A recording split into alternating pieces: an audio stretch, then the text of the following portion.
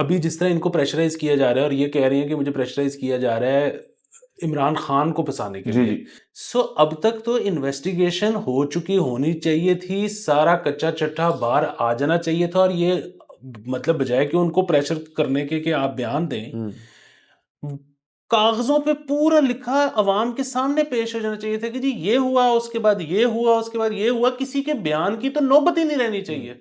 और sir again जिस तरह से हम वो कहते होते हैं कि खवातीन जब अपने राइट्स मांगती हो, इस मुल्क में मलिक रियाज को राइट्स नहीं मिल रहे। लेकिन पीपल्स पार्टी ये क्लेम करती है 2008 से 2013 कि उनके दौरे हुकूमत में कोई एक भी पॉलिटिकल प्रिजनर नहीं था। हाँ। अस्सलाम वालेकुम, मुस्बत शो में बहुत बहुत खुश आमदीद। मैं हूं असद निजामी, मेरे साथ है अली आफ्ताब। शो को प्लीज लाइक और शेयर करें, चैनल को जरूर सब्सक्राइब कीजिएगा। सर कैसे हैं? सर मैंने बड़ी कोशिश की है क्यूट लगने की, पिंक पहन के आया हूं मैं। सर आप ना भी पहले तो ठीक है, कोई वो भी कलर सर आप पे जचता है। Sir thank you. और वो जो है शायद इस पे हम पहले भी बात कर चुके हैं, लेकिन ये वाली सुपर पावर अल्लाह ने सिर्फ खवातीन को दी है कि वो बेबी पिंक और पाउडर पिंक और टी पिंक में फ़र्क बता देती हैं। हाँ, हमें हमारे लिए तो पिंक है। पिंक है सर, सिर्फ पिंक है। और सर ये तमाम कलर्स के अंदर ऐसे ही है कि ब्लू भी एक ही होता है, पिंक भी एक ही होता है, रेड भी एक ही होता है। ये कैटेगरीज नहीं है ना सर।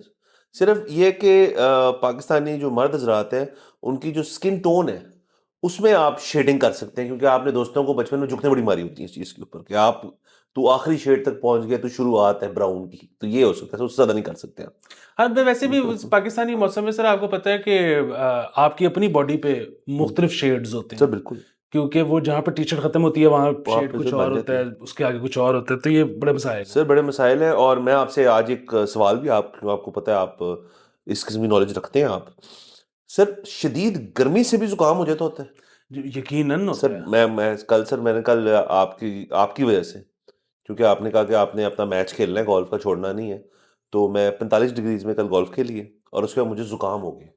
ये जुकाम है, नजला सा एक हुआ हुआ एक। बिल्कुल, ये जो है ना, ये आपको बेसिकली आपका सिस्टम अंदर से हिल गया, सर उसको समझ नहीं आ रही कि क्या करना है, तो उसने सबसे पहले नज़ला करके उसको अपने आप को न्यूट्रलाइज कर रहा है।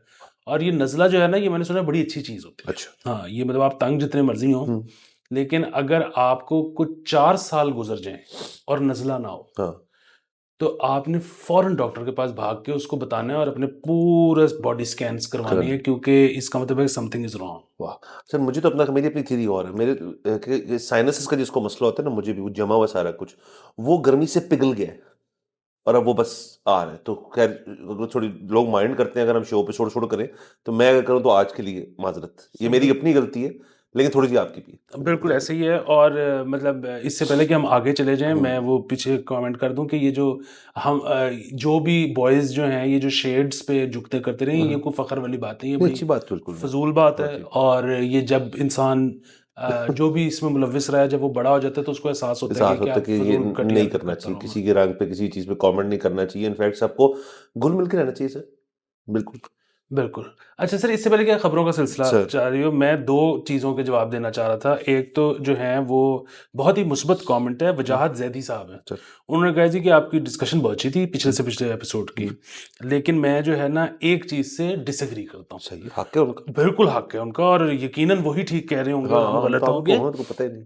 उन्होंने कहा जी कि healthy criticism is always helpful, but you should take into account that this team has played last T20 world cup final and also the 2021 T20 world cup semifinal. This deserves acknowledgement and praise also. So मैं exactly यही तो मैं बात कर रहा था उस episode में भी, कि जिस वक्त इनकी बहुत बल्ले बल्ले हो रही थी, तो हम तब भी पॉइंट आउट करते कि ये बड़ा मसला है, इसको जरा चेक करें, ये नहीं चल सकता। और वो तब यही कहते होते थे, ये सारे जो थे ना कि तो आपको समझ ही नहीं आ रही, ये बॉयज तो फाइनल खेल गए हैं, ये बॉयज तो यूं कर गए। और वो कुछ सितारे मिल गए, वो तो इनमें से एक तो वैसे ही, ये जो 2 टूर्नामेंट का जिक्र हो रहा है, इनमें से एक तो वैसे ही हुआ था दुबई में। अब वो दुबई तो आपको पता है, पाकिस्तान दुबई का किंग है, हाँ जी। क्योंकि पाकिस्तान जो है हमारा वो होम ग्राउंड है सर। राव है बहुत ज्यादा साल। है सर, है। और फिर उसमें जो है ना, उसमें तो अब वो दुबई में ये है कि वो गेंद इतना बाउंस ही नहीं करता। लोग आदत डाल रहे थे इस दौर में कि यूं खेलेंगे तो यूं खेलेंगे, तो इधर खेलेंगे तो वो गेंद बाउंस ही नहीं करता, तो उधर तो आपने बिल्कुल वी में सीधा सीधा हाँ। खेलना है, तो वो पाकिस्तान को बहुत सूट करता है वो।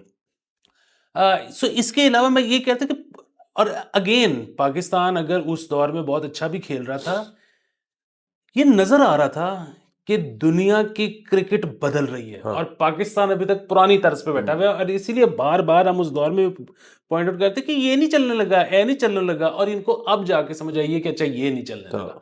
सो हमारा पॉइंट ये था। हाँ सर। बाकी जो अप्रिसिएशन वो जाहिर है, मतलब इनमें से कौन सा प्लेयर है जिसने हमारा प्लॉट मारा हुआ है? हाँ तो नहीं सर, तनकीद हमारा हक है, हमारी तनकीद पे आपकी तनकीद व्यूअर्स का हक है, लेकिन जवाब भी हम देते थे। कमेंट्स के कौन कितने को शो है सर जो कमेंट उठाते हैं अपने और पढ़ते हैं उनको, ये भी तो बात है ना सर। सर दूसरा मैं रेकमेंड करूंगा आपको भी, और हम खैर से उसका रिव्यू भी करेंगे। अमेजोन प्राइम पे 3 सीजन्स हैं शो का नाम है द टेस्ट, जो कि ऑस्ट्रेलिया टीम जो है उसके जो पैट कमिंस आया टेस्ट साइड को लीड करने के लिए, और जस्टिन लैंगर आई थिंक जो लैंगर है उनका कोच बना फर्स्ट सीजन में। उसके बाद सारी एक वो ट्रिजेक्ट्री एशेज को कवर करते हैं वो, और पाकिस्तान भी है उसमें और टीमें भी हैं। और उसकी आखिरी जो सीजन है उसके अंदर बेसबॉल जो है ना इंग्लैंड का, उस पर बड़ी एक सारी इंग्लैंड साइड ने बताया कि ये आया कैसे सारा कुछ, वो कलम जो है उसके ऊपर है ना सारा उसका। तो वो बड़ी मजेदार है, वो आप भी देख लेंगे, मैं तो देख चुका हूँ। आप जब देख लेंगे तो हम बैठ के उसका एक रिव्यू भी करेंगे। वो बड़ी मजेदार एक चीज़ है, किसी ने नहीं देखा तो जरूर देखें वो। अगर टेस्ट क्रिकेट का अगर आपको शौक है तो वो आप आंखें नहीं हटा पाएंगे, जबरदस्त है। वाह वाह वाह, जबरदस्त, ये देखते हैं। हाँ। अच्छा, दूसरा एक और मैं जवाब देना चाह रहा था, जो हमने अभी वो कल एपिसोड किया जिसमें वो इंडिया पाकिस्तान दोस्ती वाली बात हो रही थी। जी जी सो उसमें बहुत सारे कमेंट्स आए जी, इंडिया से से, और वो उन कमेंट्स में ये था कि जी आपने कारगिल का जिक्र कर दिया, तो कारगिल में तो हम तब पैदा ही नहीं हुए हुए थे, तो हमें पता नहीं, लेकिन हमने देखे हैं मुंबई अटैक्स, तो इसलिए जो है ना पाकिस्तान से दोस्ती नहीं हो सकती। काफियों ने कहा ये काफ़ी होने का। अच्छा देखिए, मसला बताए क्या है, अनफॉर्चुनेटली मेरे कहने से भी दोस्ती नहीं होनी, हाँ और फॉर्चुनेटली और अनफॉर्चुनेटली आपके ना कहने से भी दोस्ती रुकनी ही नहीं। हाँ सो मतलब हम इंडिविजुअल, हम जिंदगियों में कुछ करके इंडिविजुअली कुछ अचीव भी कर सकते हैं और को बुलेट भी डॉज कर सकते हैं, पर जो कोर्स ऑफ हिस्ट्री होता है ना, वो मेरे ख्याल में इंडिविजुअल्स नहीं बदल सकते। और दुनिया जो है ना, वो उसका एक चलने का एक निज़ाम होता है, वो एक तरफ जा रही होती है। मसलन इसकी एक मैं मिसाल दूंगा कि, और हमने बल्कि कारगिल का जिक्र एक ख़ास वजह से किया। देखें अगेन, वो जो मुंबई अटैक वाज मतलब इक्वली बिग ट्रेजेडी, लेकिन उसमें ये है ना कि अगेन मैं ये डिनाई नहीं कर रहा कि उसमें कोई पाकिस्तानी यूज़ नहीं हुआ। उसमें हो सकता है हमारी रियासत का कोई रोग एलिमेंट भी कहीं यूज़ हो गया हो, ठीक है, लेकिन हमारे ओन नहीं करती रियासत मुंबई अटैक्स को। वो ये नहीं कहते कि हमारा इसमें कोई लेना देना था, ठीक है, अगेन था नहीं था इसकी हम बहस में नहीं जा रहे। कारगिल एक ऐसी चीज थी कि जिसमें मतलब हमें पता है कि मतलब चीफ ऑर्डर्ड इट, यस, तो वो बिल्कुल दोनों का मुकाबला ही आपस में नहीं है। और टाइमिंग भी बड़ी औखी थी ना कारगिल हाँ, की। दूसरी चीज ये है कि जाहिर है जिसका कोई लव्ड वन गया है दुनिया से, वो तो उसको आप नहीं तब्दील कर सकते उसकी ज़ेन को, और वो इंसान ऐसे ही होता है वो सारा कुछ, और बड़ी ट्रेजेडी। हैविंग सेड दिस, बात ये है कि कब हुआ था मुंबई अटैक्स? मुंबई अटैक्स हुए थे 8 में। 2008 में। तो मोदी साहब जो हैं, जो कि इंडिया के प्राइम मिनिस्टर हैं, और मोदी साहब मशहूर हैं इस बात को लेकर के वो कोई बहुत ज़्यादा, जिस तरह से कांग्रेस के बारे में कहा जाता है कि वो बहुत दोस्ती के कायल हैं, ये कोई इतने बीजेपी को बहुत शौक नहीं है दोस्ती का। लेकिन 2015 में वो इस लाहौर आ गए थे ना मिलने, ठीक है, मतलब फिर वही बात है कि अगर एक आम इंडियन को इतना गुस्सा हो सकता है तो उनके प्राइम मिनिस्टर को तो और ज़्यादा गुस्सा होगा। अच्छा, फिर वही बात है कि अब उसके बाद भी मसाइल हो गए, हमारी नई दोस्ती हो सकी, और वो बल्कि हमारे एक दोस्त हैं, बहुत ही ज़बरदस्त रीज़नेबल बेहतरीन आदमी हैं। वो कहते हैं, वो उनका तो ये ख्याल है कि आपने 25 साल तक इंडिया से दोस्ती की बात नहीं करनी, और मतलब वो इंडिया को भी ये कहते हैं कि आपने पाकिस्तान से दोस्ती की बात नहीं करनी। अच्छा, और ये नहीं है कि वो कोई जंग के हामी हैं, वो कहते हैं कि यार इन दोनों मुल्कों में ना ऐसे एलिमेंट्स हैं कि जैसे ही आप दोस्ती की बात करते हो ना, तो वो कोई ना कोई ऐसी अजीबो-गरीब हरकत कर देते हैं कि उसके बाद हम आप पीछे चले जाते हो और 50 साल पीछे चले जाते हैं। तो आप करो ही ना। बेसिकली इसके पीछे लॉजिक पता है क्या है? इसके पीछे लॉजिक ये है कि आपको याद है कि 2008 के जब इलेक्शन हुए, सॉरी 2013 के जब इलेक्शन हुए और पावर ट्रांसफर हुआ, पीपीपी टू नून लीग। बिल्कुल, तो उसमें ना लोगों ने कहना शुरू किया कि यार 5-6 ऐसे टेन्योर हो जाए ना, कि 15-20 साल का वक्फा ऐसा गुजर जाए कि जिसमें एक पॉलिटिकल पार्टी से दूसरी बड़ा हैंड ओवर इस तरह करके हो जाए। तो 20-25 साल गुजर जाएंगे, तो उसके बाद फौज में कोई ऐसा बंदा ही शायद नहीं रह गया होगा जिसने मार्शल लॉ देखा होगा, जिसको पता होगा कि अच्छा मार्शल लॉ लगाना होता है तो पहले ये करते हैं फिर ये करते हैं। सो उसके बाद हम उसमें से ना निकल आएंगे। सो बुनियादी बात ये कि वो भी ये कहते हैं कि यार 20-25 साल आप इंडिया से दोस्ती की बात ही ना करो, इंडिया पाकिस्तान से दोस्ती की बात ना करे, इतनी पुरानी चीज हो जाए कि उसके बाद फिर ये मसाइल ना हो। नंबर एक चीज। नंबर दो चीज, अगेन कोई दुनिया ना चलती इस तरह से है कि अब अमेरिका जो है, मतलब वो अभी तो सबसे बड़ी पावर है ना वो दुनिया की, लेकिन अब हमें नजर आ रहा है कि शायद अगले 20-25 साल में चाइना और इंडिया उसको क्रॉस कर जाए शायद इकोनॉमी के तराजू में। कलेक्टिवली। अच्छा, जब ये क्रॉस कर जाएंगे तो फिर ये सुपर पावर्स होंगे, फिर ये थोड़ी अफोर्ड करते हैं कि राइट लेफ्ट पे कुछ अजीब सी चीजें हो रही हों, फिर हर जगह। सो अगेन इंडिया की ये मजबूरी है कि ये पाकिस्तान भी ठीक हो, पाकिस्तान की ये मजबूरी है कि इंडिया भी ठीक हो। तमाम जो हमसाए हैं ना वो पूरे खित्ते में अमन होगा, पूरा खित्ता कलेक्टिवली तरक्की कर रहा होगा तो मामला चलेंगे। ये फिर वही बात है कि अच्छा जी पाकिस्तान मान लिया जी, वो जो हमें कमेंट कर रहे हैं इंडियंस, वो कह रहे हैं कि जी पाकिस्तान बहुत बुरा है, पाकिस्तानी बहुत बुरे हैं। अच्छा जी मान लिया हम बहुत बुरे हैं, ठीक है। बुनियादी बात ये है कि क्या आपके चाइना से बहुत अच्छे मिसाली रिलेशनशिप्स हैं, आपका नेपाल से बहुत अच्छा रिलेशनशिप, मतलब उधर भी तो तमाम जो हमसाए हैं वहां पे भी कोई इतना अच्छा नहीं है। उनके इंटरनल मामलात भी बड़े इस वक्त वो हैं जरा। बिल्कुल। सो मसला ये है कि ये नहीं चल सकता ऐसे। पाकिस्तान को भी बिल्कुल अपने तमाम हमसायों से अच्छा होना पड़ेगा, इंडिया को भी तमाम हमसायों से अच्छा होना पड़ेगा, सबने तरक्की करनी है, सबने मिल के तरक्की करनी है, खित्ता ऐसे ही ऊपर जाएगा। सो ये जो है ना कुछ अरसे में, मतलब वो जाहिर है वो नहीं हो सका, लेकिन मोदी साहब भी 2015 में आए थे, वो ये आहिस्ता आहिस्ता दोनों तरफ से सब कुछ समझ आएगी कि ये जो है ना, मतलब देखिए सर मॉडर्न हिस्ट्री, मतलब मॉडर्न टाइम्स में ये जो फलस्तीन में हो रहा है, इससे बड़ी ट्रेजेडी क्या होगी, मतलब इससे बड़ी ट्रेजेडी मैं तो सोच ही नहीं सकता कि आप ऐसे कमरे में अपने मच्छर और मक्खियां नहीं मारते जैसे वहां पे बच्चे मार रहे हैं, ठीक है। अच्छा, लेकिन अब जब ये सारा कुछ हो रहा है, इस वक्त जितने जी शऊर लोग हैं वो बात कर रहे हैं cease fire, cease fire, cease fire, और जाहिर है वही हम चाहते हैं।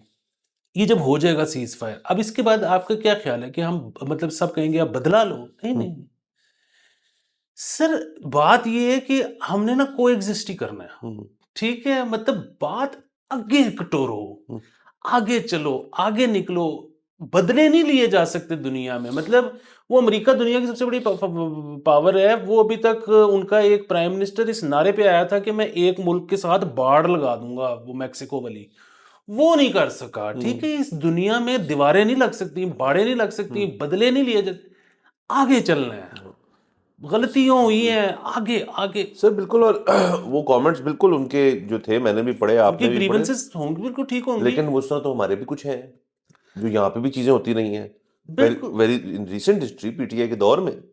बिल्कुल वो भी सो हुई है। और फिर तीसरी जो है ना वो एक और चीज है, और वो ये है कि मतलब हम आज ना इस बात को समझने की जरूरत है। इस शो पे बैठ के अगर हम इंडिया को गालियां निकालनी शुरू करते हैं, आपको पता है हमारी व्यूअरशिप पाकिस्तान को तो छोड़ ही दें, कम होने के बजाय इंडिया में भी बढ़ जाएगी, ठीक है। क्योंकि वहां भी वो लोग क्या देखना पसंद करते हैं कि यार कहाँ से हमारे अगेंस्ट बात हो रही है, हम वो सुने, वो सुन के फिर हम उनको जवाब दें। अच्छा, वो आप, और फिर वो सोच के हम अपना एक वर्ल्ड व्यू बनाएं। हम नफरत बिकती है, ठीक है। सो हम अभी इंडिया को बुरा भला कह के यहाँ पे पैसे कमा सकते हैं। अच्छा, जिस तरह से मैंने कहा ना कि मेरे कहने से आपके कहने से ना दोस्ती होनी है ना दुश्मनी होनी है, लेकिन एक वो जो है ना, एक दुनिया ने एक खास तरह से जाना होता है, फिर आपकी पर्सनल एक प्रिंसिपल्स होते हैं। हम अपने प्रिंसिपल्स के अगेंस्ट नहीं जा सकते, बिल्कुल। सो वो जो लोग हैं ना जिनका दिल दुखा है, उनको भी मैं ये कहना चाहता हूँ, आपके ग्रीवेंसेस 100% दुरुस्त होंगे, लेकिन उनके साथ एक जिंदगी का प्रिंसिपल भी है, और वो ये है कि यार बात हमेशा सुलह सफाई की करनी है। मतलब मेरी जिंदगी में पाकिस्तान इंडिया की दोस्ती कभी नहीं होगी, लेकिन आज से 300 साल बाद जब होगी तो पता है ये चलना चाहिए कि यार वो बंदा था, वो 300 साल पहले ये कहता था कि ये होना है और ये हम इसके साथ खड़े हैं। हाँ सर बिल्कुल। और जैसे आपने बयान किया कि रीजनल पीस जो है, वो तो आप देखें, इंडिया चाइना शायद एक हद तक अफोर्ड कर जाए शायद एक हद तक, क्योंकि वह पैसे हैं। ठीक है, पाकिस्तान तो बिल्कुल अफोर्ड नहीं करता कि किसी भी रीजनल जगह पे हमारे पास अमनो-मान ना हो। मतलब ईरान हो जाए, इंडिया हो जाए, चाइना हो जाए। चाइना के साथ खैर हमारे ताल्लुकात अच्छे हैं, but end of the day आप यूनिट बन के चलेंगे ना, तो फिर आपकी एक दहशत है कि जी ये एक जगह, एक खिता है जो हमेशा से ही मसलों में था, हमेशा से मसले थे यहाँ पे। यार अब ये एक दौर आ गए, इनके कोई मसले ही नहीं आपस में, इनके कोई आपसी मसले हैं ही नहीं। तो अब हम क्या करें? अब हम क्या मैनिपुलेट करें? अब वो क्या ऐसी चीज़ करें जो इस चीज़ को स्पार्क करे? लेकिन वो जब आपकी आपस में अंडरस्टैंडिंग होगी ना, ये ऐसे ही है जैसे मतलब ग्रुप ऑफ फ्रेंड्स होता है जिसमें से आपको देखते हैं यार एक बंदा हमेशा तीलियां लगा रहा है, वो जब आप उसको आउट कर देंगे और आपका अपना एक सिनर्जी बन जाएगी, तो फिर बड़ा मुश्किल होता है उसको पेनिट्रेट करना। बिल्कुल, इसी तरह इसमें ना ये भी कमेंट कुछ ने कहा कि जी हम अब क्यों करें दोस्ती, इंडिया से ही कमेंट था कि हम क्यों करें दोस्ती, हम तो अब तरक्की कर रहे हैं, पाकिस्तान तो भूखा नंगा है, तो हमें क्या फ़ायदा ये पाकिस्तान भी से। था। अच्छा, ऐसे नहीं है, देखें जब पाकिस्तान और इंडिया साथ मिल के चलेंगे, हज़ार ट्रेड रूट खुल जाएंगे, उससे पाकिस्तान को भी फ़ायदा होगा और इंडिया को भी फ़ायदा होगा। बात ये है कि वो जो एक मिसाल है ना पाकिस्तान इंडिया में बहुत चलती है कि बला से मर जाऊँ, तुझको बेवा करके छोड़ूंगा, यानी कि मुझे बेशक बला मार दे, वो बीवी को कह रहे तेनू मैं बेवा कर देना है, हाँ। ठीक है। सो बात ये है कि अगर आपको, आप बड़ी अच्छी बात है आप तरक्की कर रहे हो, अगर आपको मजीद कोई फायदा हो जाए उसमें तो कोई बुराई है, वो आया छोटा ही हो, छोटा ही हो। हमारे लिए ज्यादा हो, जो कि है फैक्ट, और आपके लिए छोटा हो, तो बट है तो सही ना फायदा। बिल्कुल। और फिर भी सर आप पाकिस्तान इंडिया की बात करते हैं, खुदा ना खास्ता आज से 20 साल बाद जो हालात होंगे ना, पाकिस्तान और अफगानिस्तान की भी खुदा ना खास्ता कुछ skirmish चल रही है ना, तो इंडिया उससे भी तंग होगा। उसकी वजह ये है कि भाईजान अपने इर्द गिर्द आपने बिल्कुल सब कुछ सेट रखना है। आपने यहाँ से ईरान एक पाइप जा रहा है, इधर से फलाना एक शिप जा रही है, इधर से सर ये फलाना। बड़ा टाइटली पैक्ड जगह है, सब सारे बॉर्डर जो है वो सबके साथ है, इतना सा है। और बाकी सर आप, मैं उस दिन भी कह रहा था कि आप ये देखें जो स्ट्रेंथ इन नंबर्स है, अगर आप इंडिया, चाइना, पाकिस्तान और इंडोनेशिया, इंडोनेशिया ने एक हद तक, आप सिर्फ इन 3 नेशंस को मिला लें तो ये मोस्ट पॉपुलेटेड है। ये बहुत इंसान रहता है यहाँ पे। तो वो कहीं ना कहीं से उसने कुछ करना है ना, जो वहां जाके करना है वो इधर ही कर लें। सर हम इतना बड़ी इंपोर्ट मार्केट है, पूरी दुनिया से हम क्या कुछ इंपोर्ट करते हैं। उसकी वजह ये है कि हम इंडिया से अमूमन लड़ाई हुई होती है, हम नहीं इंपोर्ट कर रहे हाँ, होते। और इंडिया में इतनी चीज़ें बनती हैं, मतलब 24 करोड़ की मार्केट, छोटी मार्केट होती है, जिसके बारे में ये ख्याल किया जा रहा है कि 30 साल बाद ये 60 करोड़ की मार्केट होगी। तो वो जो इंडिया जो गाड़ियां बना रहा है, जो फोन बना रहा है, जो तो वो अगर फिल्में बना रहे हैं सर। जो फिल्में बना रहा है, वो अगर इधर आके बिक जाती हैं तो आपका क्या नुकसान है। सो इवेंचुअली हमारी जिंदगियों में वो ना हो, ना, इवेंचुअली ये होना है, और बाय प्रिंसिपल हम इसके साथ खड़े। बिल्कुल सर, बिल्कुल ठीक आपने कहा, और कमेंट का जवाब देना बनता है, हमारा अपना मौक़िफ़ भी सामने आना चाहिए। आप और मैं ऑब्वियसली एग्रीड ही हैं इस चीज़ के ऊपर। तो बहरहाल देखते हैं, अब इसके ऊपर भी लोग बोलेंगे तो चलिए उसका फिर जवाब दे देंगे। सर खबरों का सिलसिला थोड़ा शुरू करते हैं। तो मैं पहले ज़रा स्ट्रक्चर लेआउट कर दूँ सर हमारे शो का। हमारे शो के जो प्रेज़िडेंट है ना, वो है अली मलिक साहब, वो प्रेज़िडेंट हैं। आप ऑब्वियसली प्राइम मिनिस्टर और मैं चीफ मिनिस्टर। लेकिन हमारे पैटर्न इन चीफ जो हैं इस पूरे मुस्बत शो के, वो मलिक रियाज साहब। इसमें कुछ हक नहीं। ठीक है सर, ये मैंने सर लेआउट बिल्कुल ठीक बताया। बिल्कुल बिल्कुल। हम शो पे हमारा एक बुनियादी फैसला है कि हम मलिक साहब के बारे में बात नहीं करते। हम उनको, उनसे एक अंडरस्टैंडिंग है हमारी। लेकिन चूंकि खबरों में और ट्वीटों में और हर जगह जो है मलिक साहब का एक चर्चा है, एक चीज चल पड़ी है, तो हमें बात करनी पड़ेगी। इनफैक्ट आपने मुझे रोका, मैं तो चला था रावलपिंडी, मैं बैठा हूँ आके तो आप निकल पड़े हैं। फिर हम दोनों ने फैसले किया हम बैठ के शो ही कर लेते हैं, यहाँ कुछ कर लेते हैं, इस तरह कुछ करने की कोशिश करते हैं। बिल्कुल। तो आज के रोज या कल के रोज रादर रावलपिंडी में बेले टाउन का जो दफ्तर है वहाँ पे नैब की तरफ से छापा पड़ा। पहले तो यही था कि छापा कौन मार रहा है, कोई उसको तस्लीम नहीं कर रहा था। फिर इवेंचुअली नैब का ही एक छापा पड़ा, उसकी वीडियोस भी शेयर हुई, उसमें रिकॉर्ड फाइलें शाइलें सब कुछ जो है वो लेके चले गए। अब मलिक साहब की ट्विटर का सिलसिला जारी है उनके ऊपर। कल परसों परसों के दिन उनका एक वॉइस नोट भी आया, वॉइस नोट तो नहीं सॉरी, उनकी ऑडियो लीक आई। उसके बाद उनका एक ट्वीट आज के दिन आई, पहले ट्वीट आई, फिर सॉरी, ऑडियो लीक हाँ, हुई। और ट्वीट जो थी उसमें ये था कि मैं वादा माफ गवाह नहीं बनूंगा, ये भी उन्होंने कहा। फिर ऑडियो लीक भी आई। तो ये मामला अब सारा गर्म हो रहा है। और आप देखें ना, हमने एक एपिसोड किया था जिसमें हमने बात की थी दीवारें बन रही हैं और चुनाइयाँ हो रही हैं और घेरा एक जो है वो टाइट होता जा रहा है। तो उसी फहरिस्त के अंदर आप अब मलिक साहब को भी ऐड कर लें कि वो भी अब कह रहे हैं कि मैं जो हूँ मैं मैनिपुलेट नहीं हूँगा, मैं ब्लैकमेल नहीं हूँगा। अब उस जो केस उनके ऊपर बनाया जा रहा है उसके क्या मुहर्रकात हैं, क्या है, वो बिल्कुल ठीक होंगे, वो उसके अंदर बिल्कुल कुछ मसले मसाइल होंगे। सिर्फ एक मसला है, ये रेड मारी है नैब ने। अब नैब जो है उसकी ना जो परफॉर्मेंस रिपोर्ट है ना इन मामलात में, हाई प्रोफाइल किस्म के फाइनेंशियल करप्शन की जब वो छानबीन करने जाते हैं तो अमूमन वो जज लेवल पे ही फारग हो जाती है कि जी आपने तो अपनी तैयारी नहीं की हुई, आपके पास चीज़ें ही पूरी नहीं है।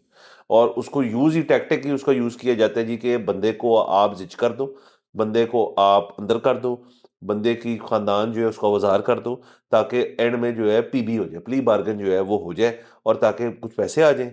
और लेकिन ये जो है ये वो वाला केस नहीं है। ये सिर्फ टोटली है ही चीज़ मेरे ख्याल में इस वजह से कि आपने अगले को थोड़ा ज़लील करना है, वरना मलिक रियाज साहब के बारे में तो इस मुल्क में कहा ही ये जाता है कि किंग मेकर एंड अनटचेबल।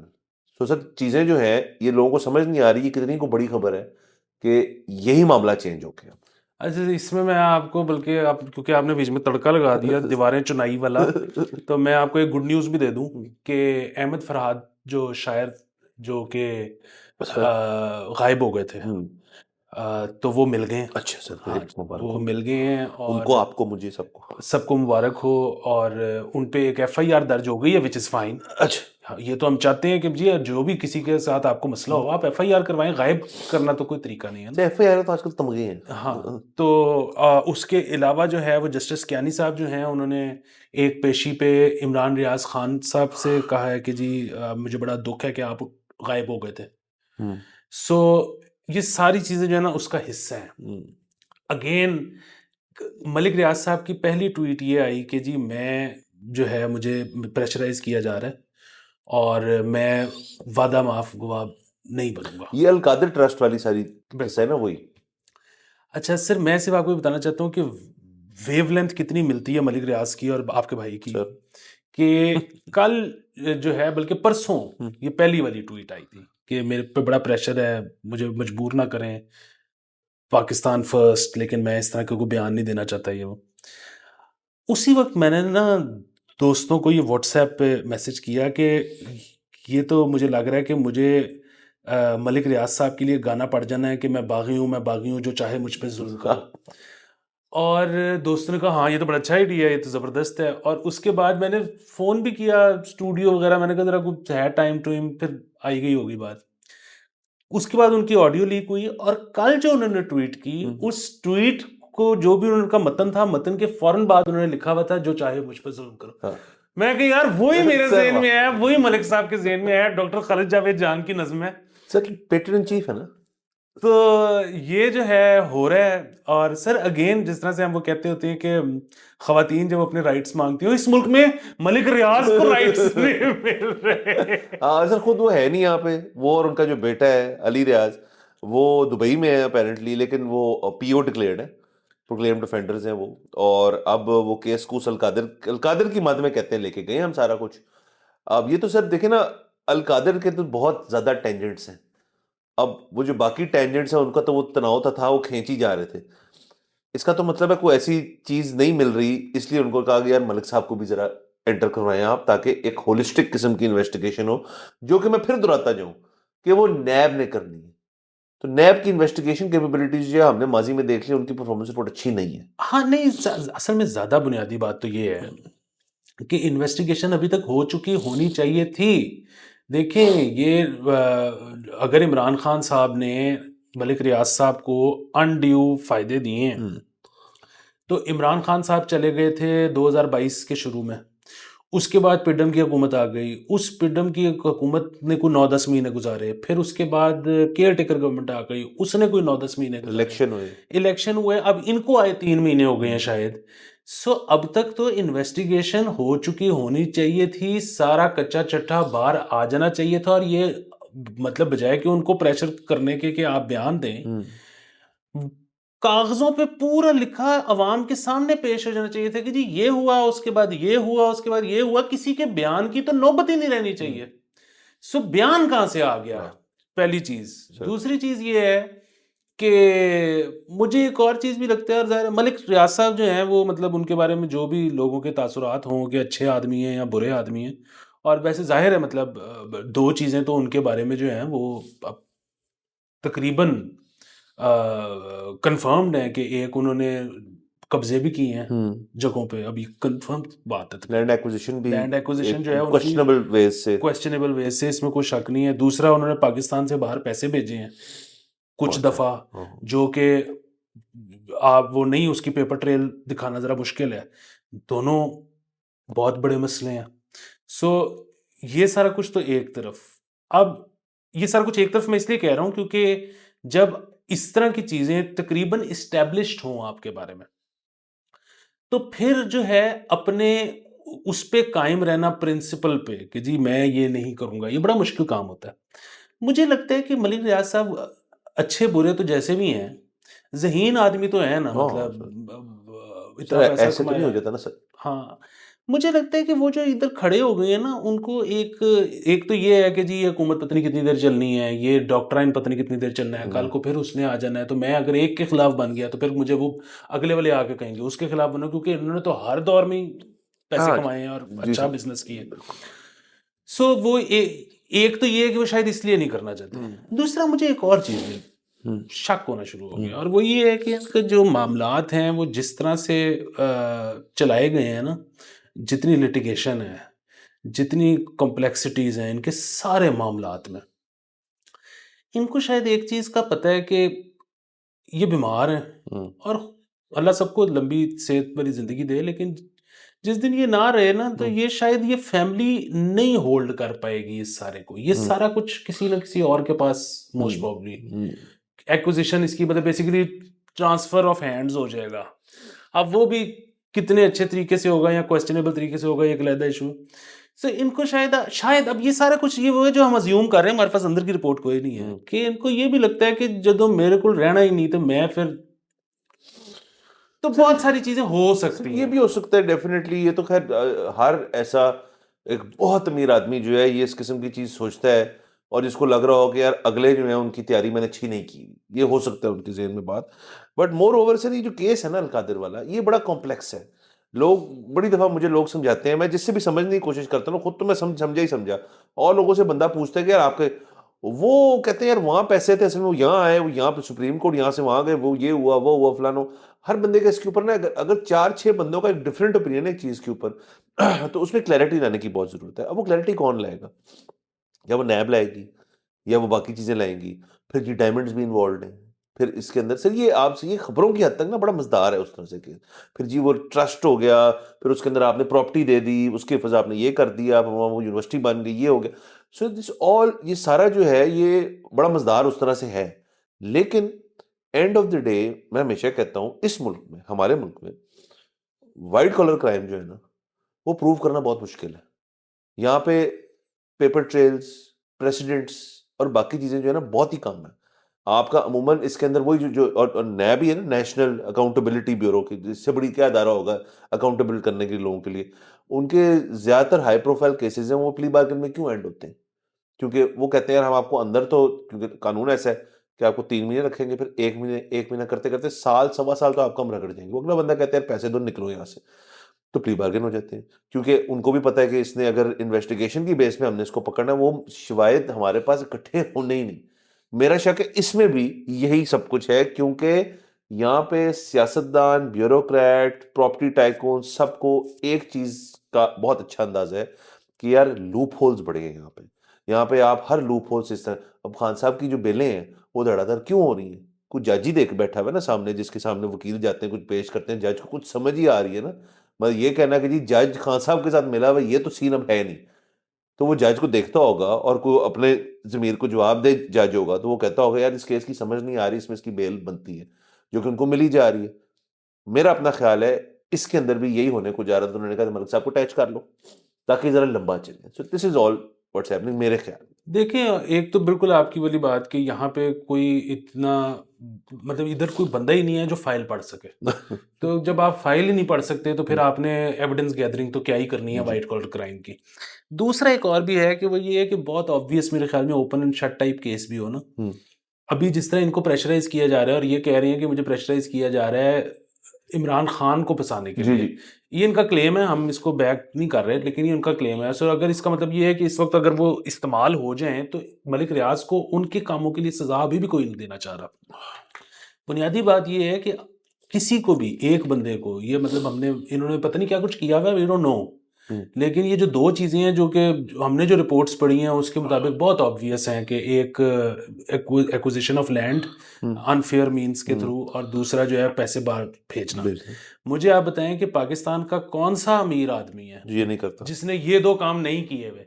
सो एक को जिस दिन सजा हो गई तो उस दिन तो फिर प्रेसिडेंट बन जाएगा ना, फिर तो फिर ये करना पड़ेगा। एग्जैक्टली तो और ये तो फिर एलीट पूरी इससे घबराती है। जो घबराना भी चाहिए सर। और दूसरा अगेन सर ये देखें ना, सिलेक्टिव जस्टिस जो है वो, और ये को आज के दिन नहीं हो रहा, मतलब लोग ये कहते मेमोरी शॉर्ट होती है।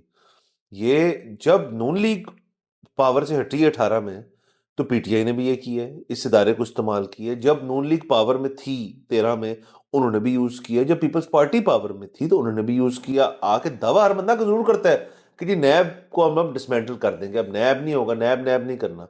होता कोई नहीं सर, क्योंकि इस चीज की सबको जरूरत है, इस लाठी की। अच्छा, सो इसमें मैं सिर्फ एक चीज़ कह दूं, अगेन मैं किसी को डिफेंड नहीं कर रहा, आप बल्कि खुद गूगल करके जो देखने वाले हैं वो आप बताएं कि ये बात ठीक है या गलत है। लेकिन पीपल्स पार्टी ये क्लेम करती है 2008 से 2013 कि उनके दौरे हुकूमत में कोई एक भी पॉलिटिकल प्रिजनर नहीं था। हाँ, सो अगर ये बात दुरुस्त है तो ज़बरदस्त अगर बात दुरुस्त है। बात है तो अच्छी बात है। पॉलिटिकल प्रिजनर ना होना शायद ये बात सच है, लेकिन सर वो टाइम भी हुआ था ना। तब असल में क्योंकि वो मार्शल लॉ से निकले थे। मार्शल लॉ से निकल रहे थे हम। और दूसरा इनकी भी शेयर्ड गवर्नमेंट थी, पंजाब में तो नून लीग थी और ये वफाक में थे। तो वो भी एक थी, क्योंकि जी पंजाब तो चाहिए ना सबको, वफाक को भी पंजाब चाहिए, पंजाब को वफाक चाहिए। तो शायद इसलिए हो जाए, जब आपकी थ्रू आउट आप है ना, जैसे फेडरल में भी आप है और पंजाब में भी आप है, तो फिर आपका जरा मसल फ्लेक्सिंग ज्यादा होती है, जो पीटीआई का भी रोल था यहाँ पे। लेकिन सर ये बात अपनी जगह रही कि नैब का क्या होना है, क्या करेंगे। कोशिश तो बड़ी कर रहे हैं लोग, मतलब ऑर्डिनेंस भी अब है, उसके ऊपर पेशी भी हुई थी खान साहब की, उसको क्या करना है, सुप्रीम कोर्ट तक बात चली गई है।